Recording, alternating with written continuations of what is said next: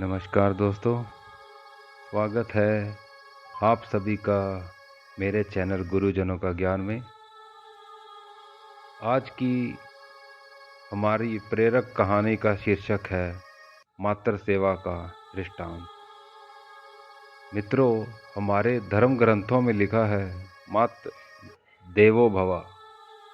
अपनी माँ को ईश्वर समझो, पिता को ईश्वर समझो। इस प्रकार अत्यंत प्राचीन काल से ही भारतीय संस्कृति में माता पिता की पूजा की परंपरा चली आ रही है। सनातन धर्म में माता पिता दोनों बड़े पूजनीय हैं, क्योंकि व्यक्ति जीवन का प्रथम पाठ, यहाँ तक कि मातृभाषा भी उन्हीं से सीखता है। निश्चय ही यह सनातन धर्म का गौरव है, उसकी महानता है।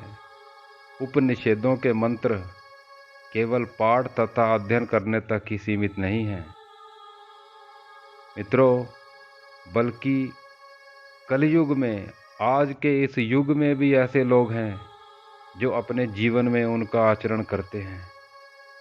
वे लोग साहसी हैं, वे ही इस शाश्वत धर्म को शक्ति प्रदान करते हैं। इस संदर्भ में कुछ समय पूर्व ऐसी ही एक प्रेरक घटना यहाँ प्रस्तुत है। तो बात मध्य प्रदेश की है। मध्य प्रदेश में एक शहर है जबलपुर, उसमें कैलाशगिरी नाम का एक बालक रहता था।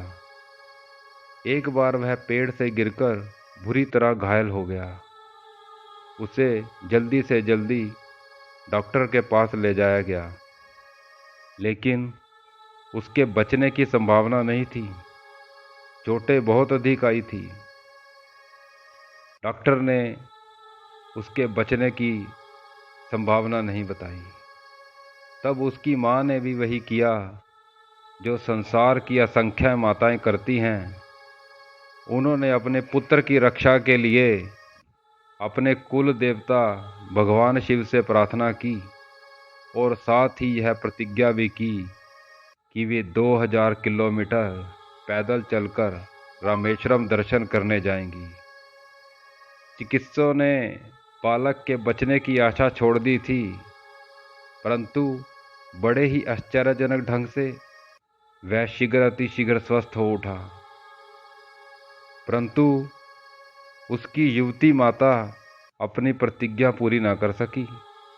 वह अपने सांसारिक कार्यों में व्यस्त रही। धीरे धीरे समय बीतता गया, वह वृद्ध हो गई। वृद्धावस्था के साथ उसकी नेत्र ज्योति भी क्षीण हो गई। अंत में वह अंधी हो गई। उसे जब अपनी प्रतिज्ञा पूरी ना करने पर पछतावा होने लगा, एक बार उसने अपना खेद अपने पुत्र के समक्ष व्यक्त किया। पुत्र ने उसकी बात को धैर्यपूर्वक सुना और दृढ़तापूर्वक विश्वास दिलाया कि माँ, मैं तुम्हारी प्रतिज्ञा पूरी करने में सहायता करूँगा। परंतु वह दृष्टिहीन वृद्धा उतनी दूर पैदल कैसे जाए।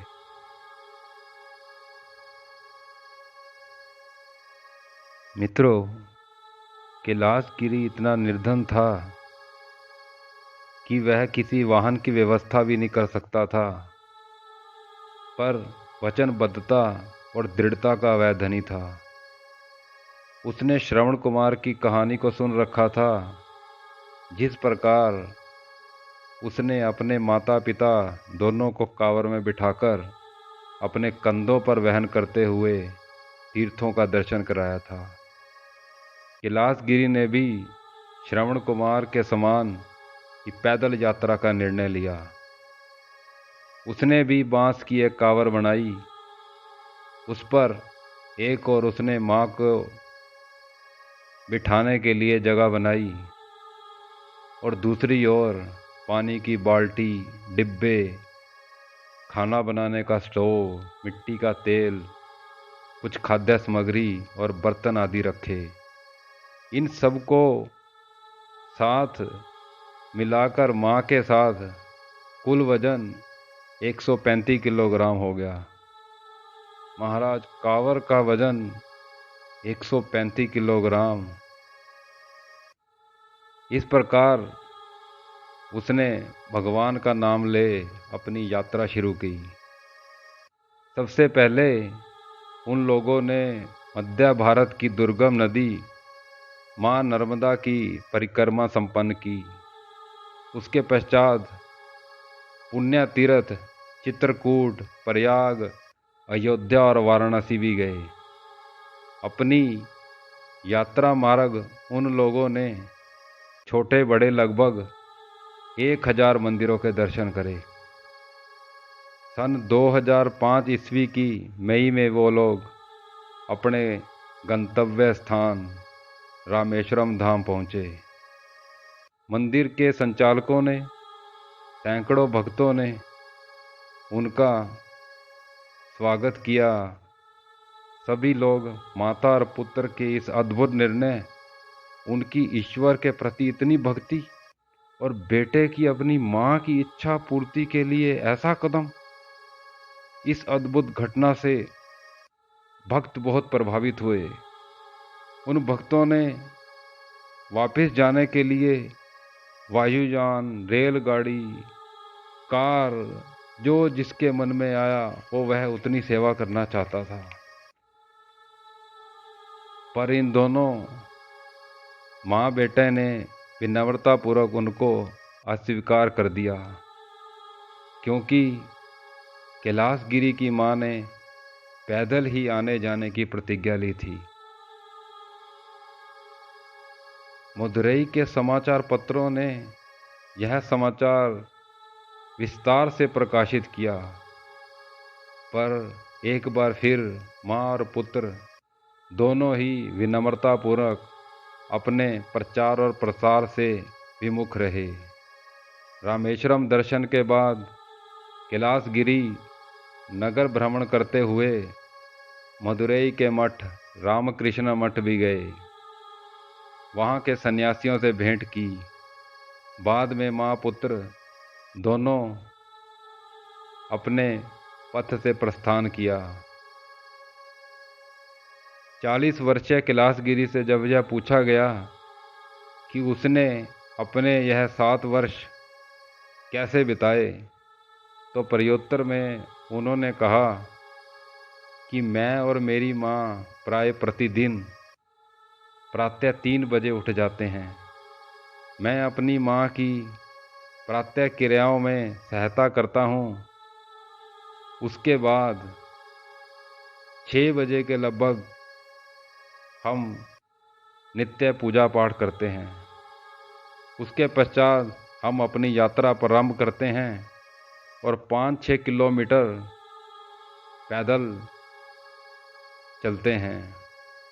उसके बाद सड़क के किनारे स्थित किसी मंदिर या मंडप के सुविधाजनक स्थान में ठहरकर हम लोग विश्राम करते हैं। तत्पश्चात भोजन बनाकर भोजन करते हैं। सूर्यास्त तक विश्राम करते हैं। उसके बाद फिर अंधेरा होने तक 2 या 3 किलोमीटर और चलते हैं। प्रतिदिन हम लोग 8 या 10 किलोमीटर पैदल चलते हैं। कैलाशगिरी ने बताया कि 100 मीटर पर अपना वजन जमीन पर रखकर मैं अपनी माँ की परिक्रमा करके उसके घुटने टेककर प्रणाम करता हूँ। मित्रों, शत शत नमन है ऐसे पुत्र को, और भाग्यशाली है वो माँ जिसको ऐसा पुत्र भगवान ने दिया। कैलाशगिरी जैसे मातृ भक्त निश्चय ही दुर्लभ हैं। आज के युग में जब धन दौलत तथा भौतिक सुविधाएं होते हुए भी ऐसे दृष्टांत मिलना बहुत कठिन है। आज के युवा और संपन्न लड़के प्राय अपने माता पिता को वृद्धाश्रम ही भेजते हैं।